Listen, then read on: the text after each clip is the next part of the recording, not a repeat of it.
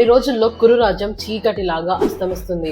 కౌరవుల రాజ్యం అంతమైపోతుంది. పాండవులు అండ్ కుంతి తిరిగి హస్తినాపురానికి రావడం వల్ల భీష్ముడు, విదురుడు అండ్ హస్తినాపురం ప్రజలందరూ ఫుల్ హ్యాపీగా ఉన్నారు. ఒకరోజు వ్యాసుడు కౌరవుల రాజ్యం అంతమైపోతుంది, కురువంశం అస్తమిస్తుంది, సో నువ్వు ఇదంతా చూడలేవు, అందుకే అడవుల్లో దేవుడికి సేవ చేసుకో అని సత్యవతికి చెప్తాడు. ఇక్కడే ధృతరాష్ట్రుడికి లైట్ గా భయం స్టార్ట్ అవుతుంది. పాండవులు అండ్ కౌరవులు ఫుల్ హ్యాపీగా ఆడుకునేవారు.